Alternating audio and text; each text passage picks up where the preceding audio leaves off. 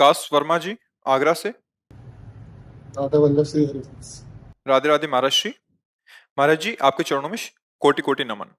महाराज जी, आपसे जब से मिला हूं, मेरे जीवन में बहुत ही सकारात्मक परिवर्तन हो रहा है। महाराज जी, मेरा प्रश्न है, गुरुदेव, जब हम कोई भी स्तुति अथवा मंत्र उच्चारण करते हैं, हमें उसका अर्थ पता नहीं होता, तो क्या वो मंत्र का प्रभाव उतना ही फलदायी होगा? और कुछ शब्द बोलने में भी कभी कभी गलत हो जाते हैं, तो उसका भी क्या दोष लगेगा? शब्द दोष की तो जैसे यदक्षरम पदम भ्रष्टम मात्राहीनम च यद भवेत्, हमारा कोई मात्रा की त्रुटि हो जाए, अक्षर की त्रुटि हो जाए, शब्द की त्रुटि हो जाए, तो जो स्तोत्र या जो अनुष्ठान है उसके बाद 2 मिनट कीर्तन कर ले, 2 मिनट मात्र भी, ज्यादा करे तो अच्छा ही, लेकिन 2 मिनट जरूर करे नाम कीर्तन। जैसे अपने लोग करते राधा वल्लभ श्री हरिवंश, श्री वृंदावन, श्री अलग अलग महापुरुष जन अपने आचार्य प्रदत्त कीर्तन को, नहीं तो सबके लिए राधा राधा राधा राधा। तो जो भी त्रुटि होगी वो पूर्ण हो जाएगी, नाम कीर्तन से पूर्ण हो जाएगी। और स्तोत्र हमारी समझ में नहीं आ रहा, बिल्कुल नहीं जानते कि क्या कहा जा रहा है, पर वो प्रभाव करेगा। जैसे अब तो उतनी पवित्रता नहीं है, मंत्रों की सिद्धि नहीं है, नहीं तो हमने खुद देखा है बचपन में कि गांव में एक परिवार के सदस्य को हल जोतने गए थे, तो काला सर्प ने डस लिया। तो गांव के लोग एक ढोल की ध्वनि बजाते हैं, जिससे जितने भी जहर उतारने वाले लोग होते बिना निमंत्रण के आ जाते हैं। हमने देखा, और ये आंखों देखी बात कह रहे हैं, इसलिए विश्वास। वो लोग नीम का लछुआ लेकर के ऐसे आए और फूल की थाली में उन्होंने मंत्र लिखा और ऐसे ही नजदीक लेकर से चिपक गए। बोले जहरीले सांप ने काटा है, पक्का जहर चढ़ गया है।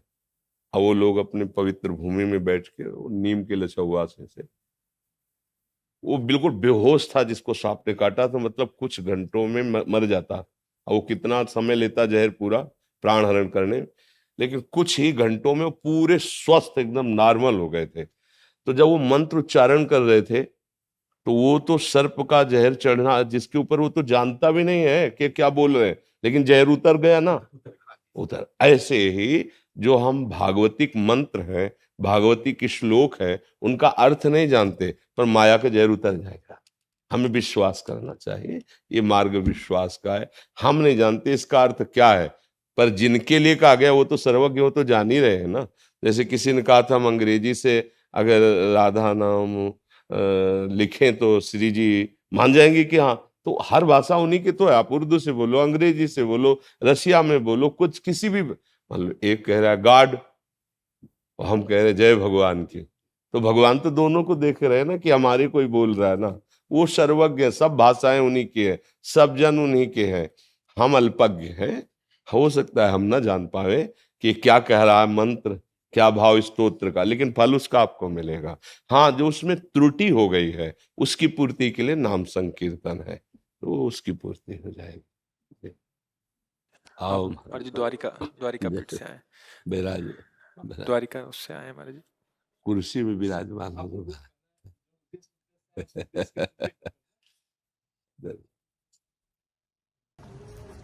हमारे गुरुदेव विगत वर्ष 11 सितंबर को शरीर त्याग दिया। शरीर त्यागने से 12 दिन पूर्व उनका दिया हुआ संदेश है जगत को, क्योंकि उनका काशी में थे तो महाराज जी के दर्शन होते हैं। जी बहुत अद्भुत थे। ये द्वारका जिसका छोटा सा प्रसाद है, आप कीजिए। ये हमारी आराध्य देवी है और जो यहाँ की अधिष्ठात्री भी है, माता राजराजेश्वरी त्रिपुर सुंदरी। सुनो, एक महाराज जी को श्री जी का प्रसादी सुंदरी आदेश ने आग्रह करते, इसलिए कि हर में ही हरि है। हम आपसे चर्चा कर रहे हैं, शरीर भले मानव का हो लेकिन अंदर में तो प्रकाश हरि कहीं है ना। तो प्रभु हमारा ये कहना था कि धर्म किसको कहते हैं? योग्यता को। अयोग्यता अधर्म है। आज अधर्म माने अयोग्यता प्रभावी हो गया है, इसलिए जगत असंतुलित हो गया। कैसे योग्यता को पुनर्स्थापित किया जाए? योग्यता का स्वरूप क्या है वो तो आप ही बताएंगे। नहीं, जैसे धर्म का स्वरूप आपने कहा योग्यता ना, तो इसलिए पूछ रहे हैं कि कहीं अल्पज्ञता में वो योग्यता का अर्थ दूसरा न ले लें। मुझे आप पे नहीं, मुझे आपके वचनों को न समझने के कारण वो बलवान है, वो बुद्धिमान है, वो शास्त्रों का स्वाध्याय किए हुए है, बहुत सी विद्याएं जानता है, तो वो अपने को योग्य मानकर कहीं हमारे धर्म के प्रति वो अपराध न कर दे। हमारे धर्म का स्वरूप तस्मात् शास्त्रम प्रमाणम ते कार्याकार्यो व्यवस्थितो, जो हमारे आचार्यों ने, हमारे भगवान ने सिद्धांत स्थापित किया है, विधि, ये करना चाहिए और ये नहीं करना चाहिए। यदि जो करना चाहिए वो कर रहे हैं, जो नहीं करना चाहिए उसका त्याग कर रहे हैं, तो आप धर्म से चल रहे हैं। आपकी, फिर हम शब्द कह सकते हैं कि आपकी योग्यता है, अब धर्म में आप चल रहे हैं। अगर कहीं आप विद्या, बल, बुद्धि या किसी भी तरह के बल का अहम रख करके आचार्य और शास्त्र के विरुद्ध मनमानी आचरण कर रहे हैं, तो वो योग्यता भी अयोग्यता ही होगी और उस निषेध कर्म को करने वाले को कभी ना आंतरिक शांति मिलेगी और ना बाहरी ही उस प्रशंसा या सम्मान या सुख आदि प्राप्त होंगे। इस लोक और परलोक के समस्त सुखों को प्राप्त करने के लिए ये लोक भगवत विमुख के लिए नरक दुखदायी है, लेकिन भगवत सन्मुख होकर जो भगवदानंद या ब्रह्मानंद का अनुभव जिसे, तो समस्त दिशाएं, समस्त लोग एकमात्र ब्रह्मानंद के सिवा और कुछ नहीं है, भगवदानंद के सिवा कुछ नहीं है। इसलिए गुरुजनों की वाणी, शास्त्र के जो सिद्धांत है, सिद्धांत जिसको कहा गया है कीजिए और जिसको कहा गया ना कीजिए, अन्वय व्यतिरेक विधि निषेध, उसके अनुसार जो चलता है वो धर्मात्मा पुरुष कहा जाता है और धर्म ही स्वयं उसकी रक्षा कर लेता है। धर्मो रक्षति रक्षिताम। और धर्म से चलने वाले को कभी अशांति, शोक, क्लेश, पश्चाताप ये उसको नहीं व्यापते हैं। आती है, विपत्तियां आती हैं, परिस्थितियां आती हैं, लेकिन वो अशांत नहीं होगा, वो शोकित नहीं होगा, वो पश्चाताप युक्त नहीं होगा। और हम सब योग्य हैं, सब, क्योंकि हम भगवत स्वरूप हैं। कोई भी सिद्धि, कोई भी सद्गुण, कोई भी ऐसा पद नहीं जो आप हम सब प्राप्त ना कर सकें, क्योंकि अविनाशी का अंश अविनाशी ही है, पूर्ण का अंश पूर्ण ही है। उसे समझाने के लिए अंश शब्द से कहा गया है। अगर उसको समझ लो तो तुम्हारे लिए कुछ भी धारण करना मुश्किल नहीं है। तुम शरीर भाव से गिर रहे हो, महाराज जी ने पहले बताया, लेकिन अगर स्वरूप भाव में आ जाओ तो कोई अभाव ही नहीं तुम्हारे अंदर। अभाव शरीर भाव को लेकर के ही हुआ है। जो स्वरूप है उसमें कभी कोई अभाव ना था, ना है, न रहेगा, न कोई बंधन था, न है, न रहेगा। देह भाव के कारण ही अभाव और अभाव ग्रसित भाव होने के कारण ही हम शास्त्र विरुद्ध आचरण कर रहे हैं, अधर्माचरण कर रहे हैं। बस यही हमारा पतन करा रही, यही हमारा नाश करा रही है। इसलिए संतों का उद्देश्य यही होता है कि धर्म की क्या स्वरूप वृत्ति है उसको समझाते हैं, वो हमें चलने की सामर्थ्य भी देते हैं। यदि हम संतों के वचनों को माने और उनके अनुसार चलें तो निश्चित हमें सहजानंद, स्वरूपानंद, ज्ञानानंद, प्रेमानंद, भगवदानंद, नित्यानंद, चाहे जिस नाम से कहो, वो हमारे घर की संपत्ति है। उसको कहीं उपजना नहीं है, वो है बस अनुभव करना है। देह भाव उस अनुभव में बाधा पहुंचा रहा है। गुरु जी एक दृष्टांत हमारे बताते जी। कि एक राजा ने अपने राज्य में एक विशाल बगान का निर्माण करवाया। उसमें अद्भुत अद्भुत वृक्ष, फल नहीं, विधि का अनुसरण, जो विधि है जहाँ का उसका अनुसरण करना, विधि ही धर्म है ना। तो गुरु जी कहते थे कि एक राजा अपने राज्य में एक विशाल बगान का निर्माण करवाया। उसमें अद्भुत अद्भुत वृक्ष, फल, लता, पत्ता, तालाब, झूला सब कुछ बनवाया। जब बगान का पूर्ण निर्माण संपन्न हो गया तो उसने अपने राज्य में घोषणा कर दी कि हम एक बगान के निर्माण किए हैं और अपने राज्य के हर नागरिक को सुबह से संध्या तक का समय देते हैं और इसी बगान में हम छिपे रहेंगे। आप लोग आइए, हमें खोज लीजिए। जो हमें खोज लेगा उसको हम अपनी पुत्री से विवाह करवा देंगे और अपना पूरा राज्य उसको दे देंगे। सब नागरिक घुसे बगान में लाखों प्रातः काल में। अद्भुत वृक्ष, पत्ता पत्ता, लता, फल, पोखर, झूला देख के उसमें मंत्रमुग्ध हो गए, उसमें लग गए, भूल गए कि वो आए हैं राजा को खोजने के लिए। असंध्या हो गया तो निकाल बाहर किए बगान को से। यही जीवन है। आज लोग अपने लक्ष्य को भूल गए हैं। और जीवन क्या है? लक्ष्य प्राप्ति करने का माध्यम है। आज माध्यम को ही लोग लक्ष्य बना लिया है। आज जो लक्ष्य है उसको भूल गए हैं। ये बहुत बड़ी समस्या है। इस समस्या से कैसे लोग जगें? जो भगवत अनुभव से छके हुए महापुरुष हैं, उनके वचनों में इतनी सामर्थ्य है कि जो उनके वचन मान ले, बस पास रहने से नहीं, वचन सानिध्य की जरूरत है। शरीर सानिध्य में बड़े बड़े महापुरुषों के पास रहने वाले भी ठगे गए। कैसे ठगे गए? उनको महापुरुषों की संपत्ति दिखाई दी, जहर दे दिया अपने गुरु को, अपने गुरु के साथ अभद्र व्यवहार कर दिया पास रहते हुए। कितने ऐसे दृष्टांत उदाहरण है। और जो गुरु के वचनों पे उस परम पद को प्राप्त कर लिया। क्योंकि हमारे अंदर जो अज्ञान अंधकार है वो गुरु के वचन रूपी सूर्य से ही दूर होगा।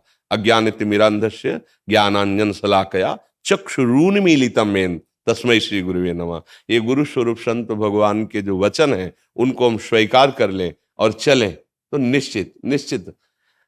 पर ये ऐसी मनोमोहक वाटिका है कि कोई राजा से मिलना ही नहीं चाहता।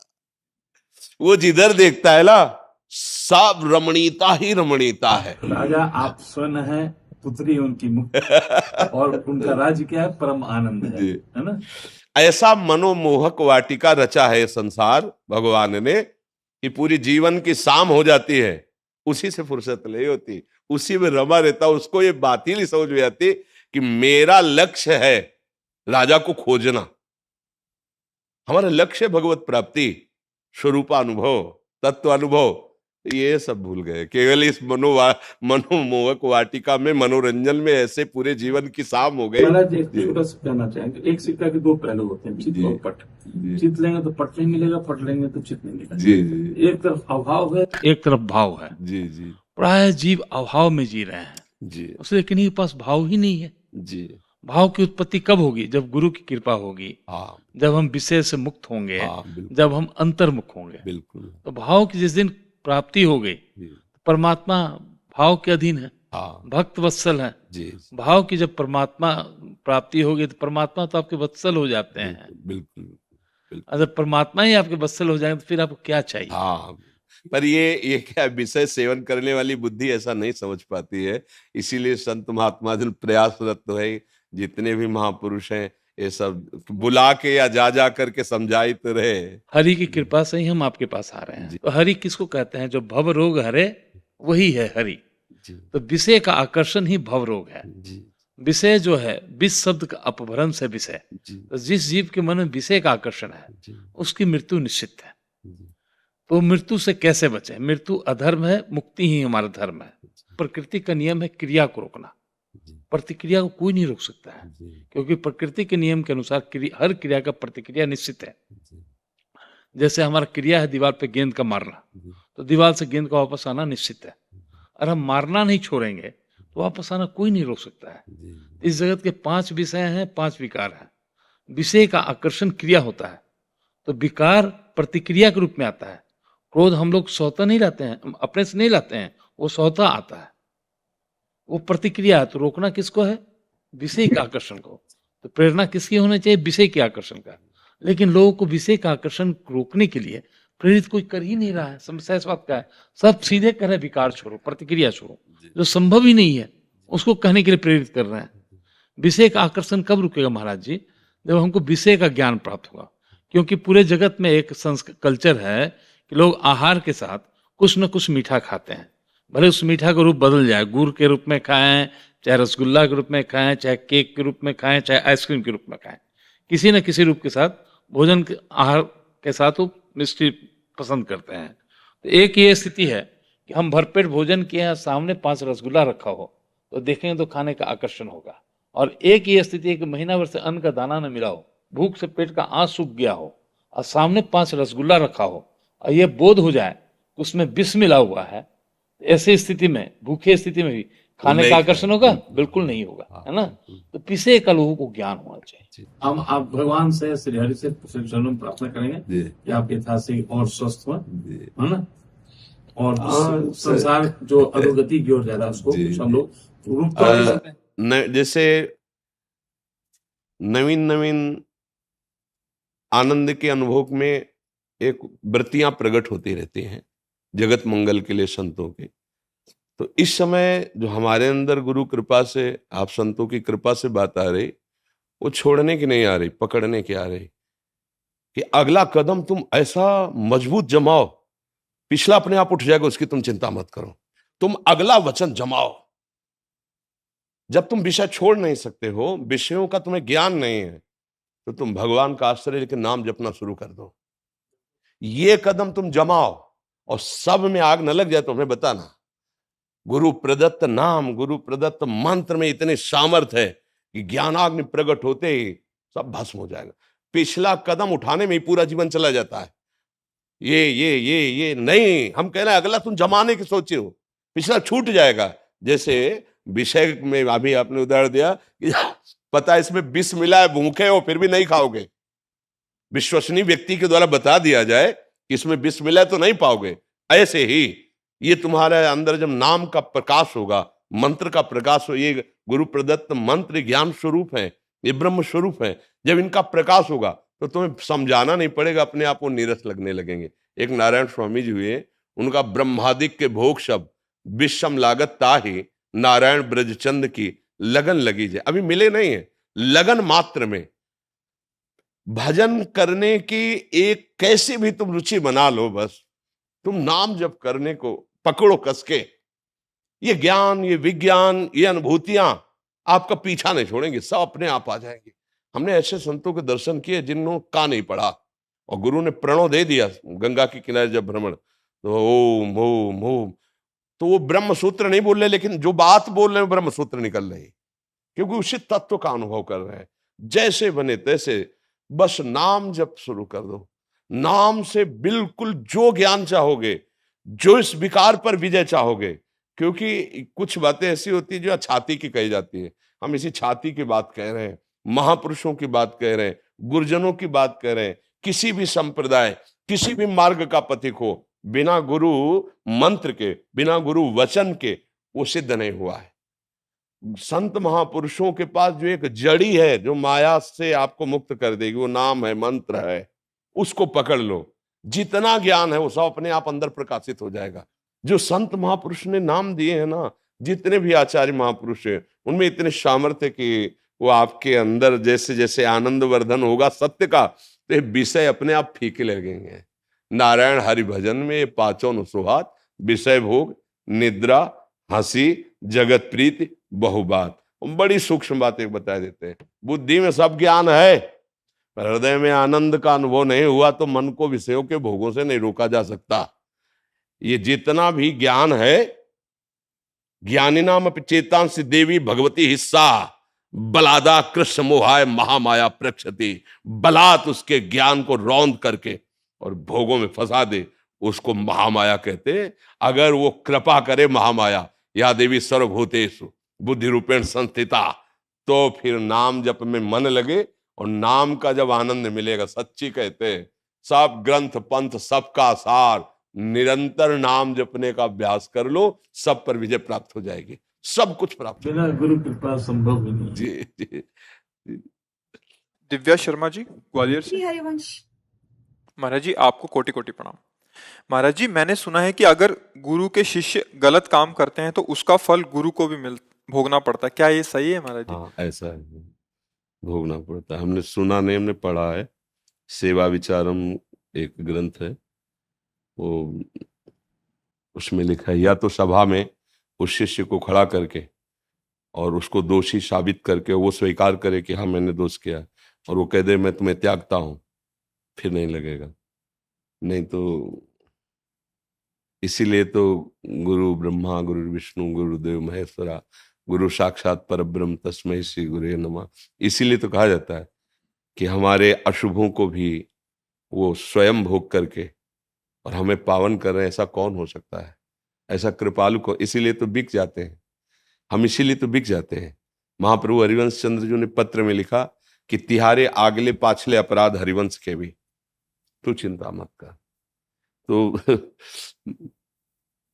जो थोड़ा अगर इस बात पर सोचोगे तो तुम्हें डर लगेगा कि हम कोई पाप ना करें, नहीं हमसे गलती होगी और जिनको सुख पहुंचाना चाहिए उनको दुख पहुंचेगा, इसलिए नहीं। अब अपना जीवन अपना नहीं है, गुरुदेव के लिए है, तो अब मैं ऐसा कोई पाप ना करूं कि गुरुदेव को दुख पहुंचे।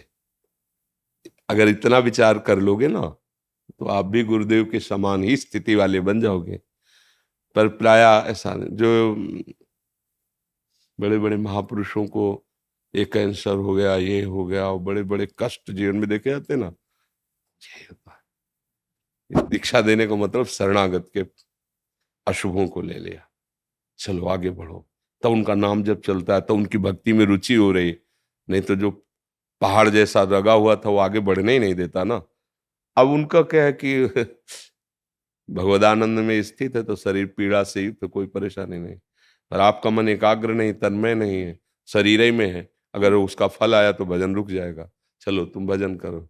ऐसा भाई जी हनुमान प्रसाद पोद्दार जी ने जब राधा बाबा को अपने समीप रखा तो कुछ दिन बाद वो बबाशीर जो होता है ना, बहुत ही ऑपरेशन हुआ, फिर हुआ, फिर कर, तो राधा बाबा को लगा ऐसा क्या प्रारब्ध भाई जी का है कि इतना कष्ट भोग रहे हैं। तो स्वप्न में भगवान श्री कृष्ण प्रकट हुए, बोले भाई जी का प्रारब्ध नहीं, वो आपका प्रारब्ध भोग रहे हैं। सीधे अस्पताल में भाई जी से कहा ये क्यों आप कर रहे हैं? तो बोले बाबा हमें कोई फर्क नहीं पड़ता, आपकी साधना में विघ्न पड़ जाएगा, आप आगे बढ़ो, आप प्रभु को मिलो, हमें कोई फर्क नहीं पड़ता। ये जो बड़े महापुरुष होते हैं वो दूसरों के स्वयं भोग लेते हैं, भजन करो, आगे बढ़ो, आगे बढ़ो।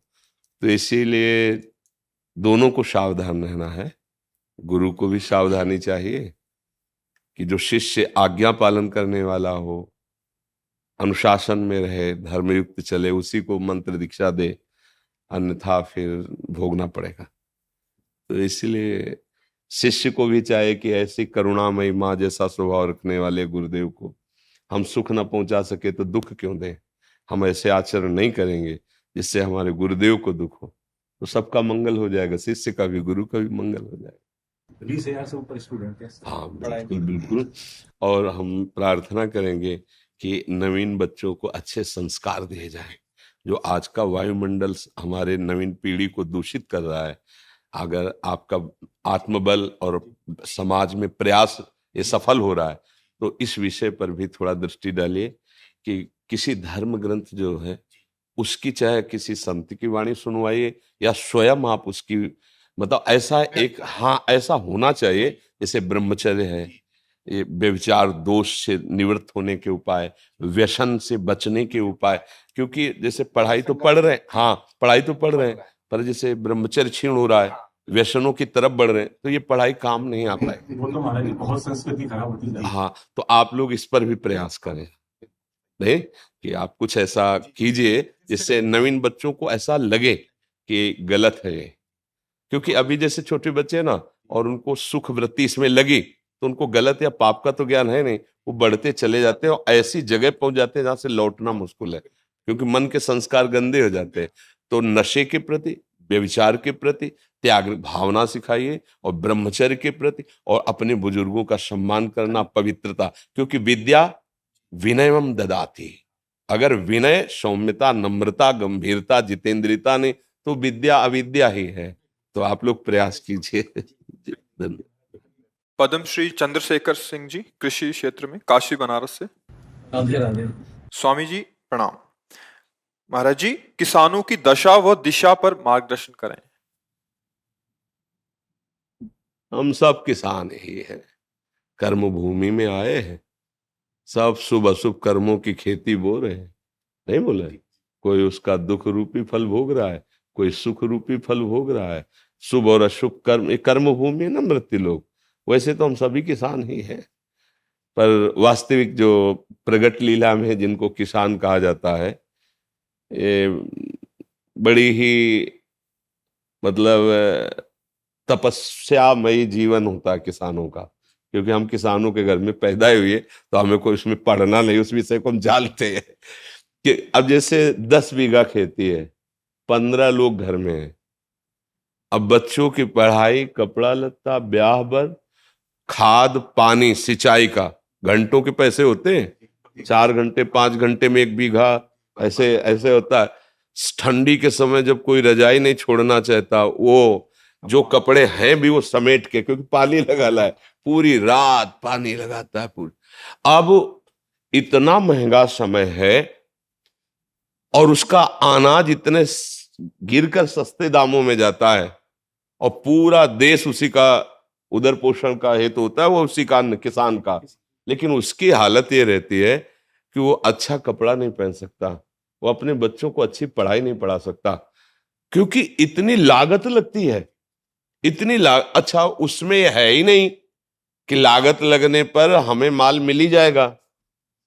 अब लाही सरसों जिसे कहते हैं, खेत बढ़िया खूब चक हो गया, बाली एकदम पकी तैयार, सुबह उसे काटना है और शाम के हल्का पानी हो गया, सूर्य की किरणें निकली, सब कलियां फूट गई, सब सरसों बिखर गई।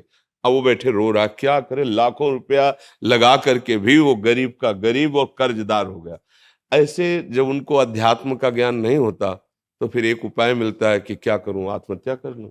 ये हम मतलब पढ़ी लिखी बात नहीं कह रही है, हम समस्या कह रहे हैं। हम लोग जैसे किसान के घर में जन्मे थे ना, तो रात में बादल गरज रहे हैं, पकी फसल गेहूं की खड़ी है, चना की खड़ी है, सरसों की खड़ी है, पूरा परिवार ऐसे बैठा है, राम राम राम राम भगवान, बस 2 दिन का समय दे दो, किसी तरह काट करके हम घर। अब अगर वो 2 दिन में वर्षा हो गई तो पूरे साल की कमाई गई उसकी। अब उसको ना कोई सरकारी सहयोग मिलेगा और ना सामाजिक सहयोग मिलेगा। वो सदैव, इसीलिए जैसे भारत का सैनिक प्राणों की आहुति देने के लिए तैयार है, ऐसे ही सच्ची पूछो तो महान तपस्वी किसान, वो हमारे पूरे देश को भोजन दे रहा है। भाई आप बड़े पदाधिकारी, लेकिन खाओगे तो रोटी दाल ही और वो तो वहां पैदा हो रहा है, मेहनत उसकी देखो। स्कूल से आने के बाद हमें पढ़ने का समय नहीं दिया जाता था, मक्का के खेत है, रखाओ चल के मक्का। इतनी किसानी का, इतनी मेहनत का उसका जो का, और वो जब बाजार में अन्न जाता है तो उसकी कीमत बहुत कम होती है, और जब वो सामान लेता है तो उसकी कीमत बहुत बड़ी होती है। तो वो हमने देखा है कि किसान आदमी जो है ना, कभी ब्याह बर हो तो नए कपड़े बल गए, वो भी साल में एक आध बार जो अन्न का ड्योढ़ा लगा है उससे, नहीं तो उसका जीवन बड़ा कष्ट में रहता है, बड़ा कष्ट है। किसान वास्तविक प्रणाम योग्य और सबके प्रणाम योग्य है, क्योंकि कुछ भी तुम 10 लाख कमाओ महीने, लेकिन खाओगे क्या? 10 लाख थोड़ी खाओगे, खाओगे तो अन्न ही ना। तो उसके अब ये कि थोड़ा सा आधुनिकता बढ़ गई है, पर वो अन्न में पावर नहीं रहा।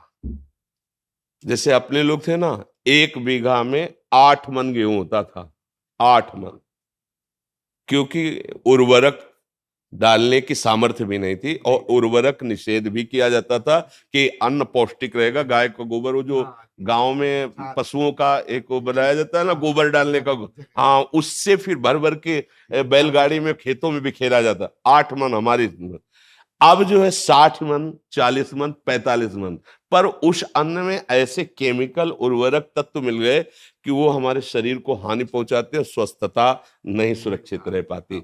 अच्छा, अब जब पशु नहीं पालेंगे, क्योंकि अब पशु ना पालने का स्थान बनता जा रहा है, क्योंकि बैल से तो खेती जोती नहीं है, ट्रैक्टर से जोती नहीं है, तो बैल का तो मतलब नंदी का तो कोई सवाल ही नहीं रह गया कि कोई किसान पाले। क्यों पाले, मतलब समझो। अब क्या, अब बछड़ा होता था ना, तो एक हर्ष सा होता था किसान के कि गाय माता ने बछड़ा दिया, अभी आगे चल करके बैल होकर हमारे हल जोते। मतलब 8-10 गायें तो होती ही थी, उनका गोबर, उनका दूध, वो पौष्टिकता। पर किसान आदमी अर्थ, जहां अर्थ की बात आती थी वहां साहूकार सेठों के कर्जे की तरफ सोचना पड़ता था कि भाई अगर 1000 रुपया लेना है तो फिर 20% में अब वो अगर मतलब 10 रुपए भी चाहता है तो उसे अनाज बेचना है। अब उसको ये देखना है कि हमारे ड्योढ़ा में अगर अनाज कितना है, 1 साल का भोजन उसी से होगा, अब वो बहुत कष्टमय जीवन हमने देखा है, मतलब उसी कुलों में पैदा हुए किसानों के, तो देखा है। तो किसान का अगर सरकार से अच्छा सहयोग हो तो भले कुछ हो, नहीं तो वो आज अच्छा खेती में जैसे आप बार बार उर्वरक डाल रहे हैं तो उसकी क्षमता कम हो रही है, भूमि की क्षमता कम हो रही, वो अन्न फिर उतना नहीं उपजा पाए। अब वो जो केवल किसान है जिनके लड़के बच्चे नौकरी कर रहे हैं उनको तो ठीक है, खान पीने को खेती से हो गया और अर्थ है, लेकिन जो केवल किसान है सच्चे मानो एक तपस्वी से कम नहीं है, भारी तपस्या का उनका विषय होता है। तो इसलिए उनकी तो हम वंदना ही कर सकते हैं, उनके विषय में बस यही है कि सरकार सहयोग करे। और तो मतलब किसान की चूंकि अब इतना बुद्धि का वो फैलाव नहीं है कि वो छल कपट और संसार, गांव के आज भी लोग हैं, मतलब आज भी है, आपको बताए आप जैसे चले जाओ कोई परिचय नहीं है और आप ऐसे कुछ जरा सा तो वो एक दामाद की तरह आपका सेवन करेंगे, आओ भैया बैठो चाय पी लो भोजन पालो।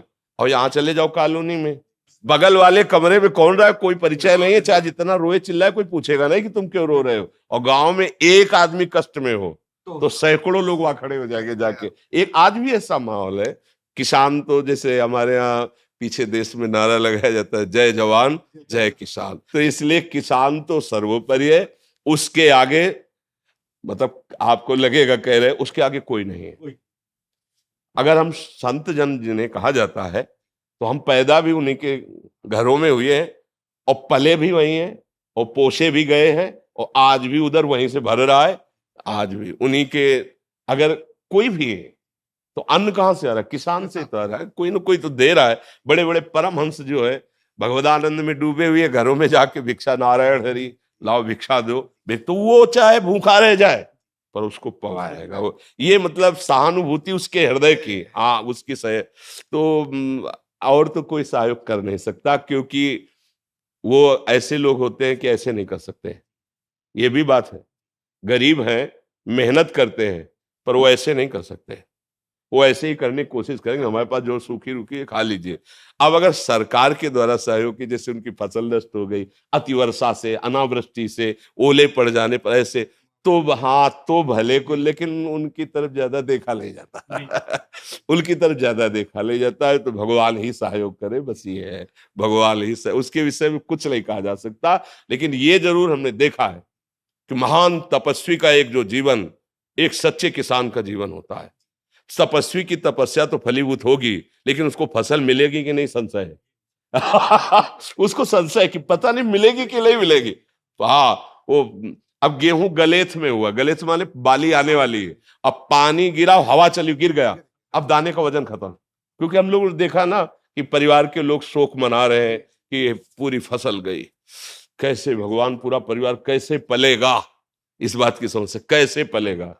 बुखार है ना अस्पताल नहीं ले जाते थे, हर श्रृंगार का पत्ता इसका पत्ता उसका, भैया अस्पताल जाओगे 100-200 रुपया लगेगा, मतलब उसके लिए गेहूं 3 रुपया किलो गेहूं था उस समय, जब घर से निकले हैं उस समय 3 रुपया किलो गेहूं था ऐसा, और 3 रुपया लीटर दूध था और 45 रुपया किलो घी था, शुद्ध देसी घी 45 रुपया किलो।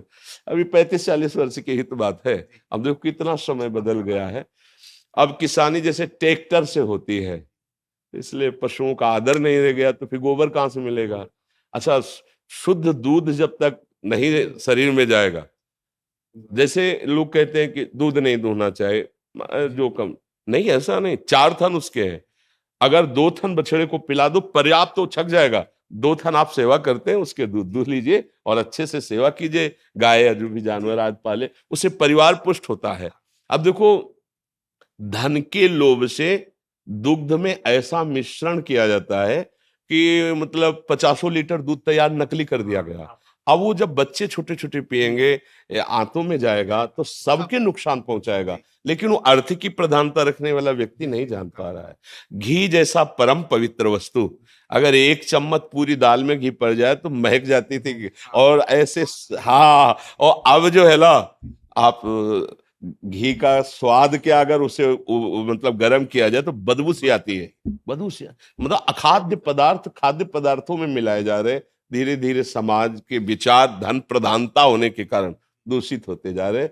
पर किसान को हम प्रणाम करते हैं, वो प्रणाम योग्य ही रहेगा, क्योंकि इतनी मेहनत होती है। चावल थाली में आए तो आप पा लिए, 50 रुपए के ले लिए, लेकिन उतने चावल पैदा करने के लिए उसने कितनी मेहनत की। एक एक पानी गिर रहा है, इतने इतने पानी में धान लगा रहा है, कितनी मेहनत करके उससे पाल पोस के बड़ा करके चंद रुपए उसको मिलते हैं, उसको चंद रुपए ही मिलते हैं। तो ये बहुत तपस्या, और ये भगवान इसीलिए उनके ऊपर शीघ्र प्रसन्न हो जाते। कोई ना कोई साधु महात्मा अगर भोजन पा लिया तो उनका घर पवित्र, उनका कुल पवित्र हो जाता है। और कोई ऐसा हमने गांव में नहीं देखा कि जो रामकृष्ण हरि ना बोले। उस समय लालटेन और वो लैंप, हाँ ऐसे ऐसे वाले नहीं, तो बिजली तो थी नहीं, तो लैंप जला के रामायण हो रही, कहीं कहीं कीर्तन हो रहा है, हम गांव में देखा, शाम के कहीं आरती हो रही। बड़े भागवतिक भी लोग होते, पूरा दिन मेहनत करेंगे, 10-20 मिनट तो जरूर ऐसा। हाँ, कोई भी साधु महात्मा गांव में आ जाए भूखा नहीं जा पाएगा। हाँ, ऐसा मतलब भाव सद्भावना देखी है। तो किसान को तो प्रणाम ही है, उसका सहयोग सरकार या भगवान ही करे तो है, और तो कोई समाज क्या करेगा उसका सहयोग। आज हमें इसलिए ज्यादा अच्छा लगा कि आप एक किसान के विषय में बोले, नहीं तो प्रायः सब अपने सुख के लिए और पदों के लिए बात करते हैं, उसकी वार्ता ही नहीं होती। वो बेचारा गाँव, हाँ, जो आपने किसान की बात है। 2021 में पद्मश्री मिला है गुरमीत पिताजी को, जी जी इसी के क्षेत्र में। जी जी, हाँ, बिल्कुल। आपकी भावना को हम सम्मान करते हैं। देखो, ये जो बाहरी पद है ना, ये अच्छा है, लोक सम्मान कर, लेकिन अगर संतों का हृदय प्रसन्न हो जाए, नहीं, अगर कोई मतलब भगवत मार्ग का आपको आदर दृष्टि से देख ले, ये बहुत बड़ी बात होती है। करोड़ लोग आपका सम्मान करें, वो बात एक अलग हो गई, और एक वीतराग भगवत मार्ग का पथिक, वो इस दृष्टि से कि तो इससे बड़ा कोई सम्मान नहीं होता है। नहीं होता ना, जो प्रभु मोहि अनुग्रह कीना, प्रभु अनुग्रह करेंगे तभी ये बात। जैसे हमें बाद में हृदय शीतल वाला तो कहा, आपसे जो कहा, अगर किसी भी भगवत समर्पित हृदय में आपका आदर हो गया, आपकी बात का आदर हो गया, वो यहीं रखा रहेगा। वो पद, ये पद परम पद तक पहुंचाने के काम में आएगा। इसलिए हाँ, नाम जप करो, नाम जप करते रहो, और जैसे यहाँ सम्मान है ऐसे भगवान के दरबार में आदर हो। जीवन की पूर्णता यही है कि जब अंतिम श्वास हो तो हम प्यारे के पास पहुंच रहे हो, अपने जीवन धन के पास। बड़ी कृपा है, आनंद। धन्यवाद।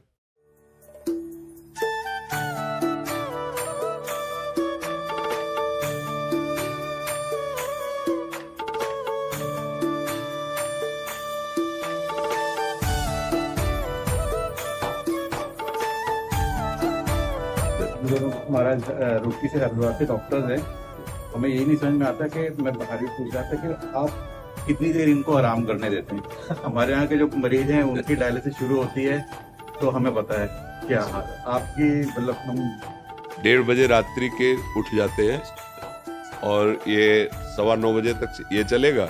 इसके बाद जाके एक रोटी पाएंगे, 1-1.5 पा पाते हैं, और बस तुरंत डायलिसिस में चले जाएंगे।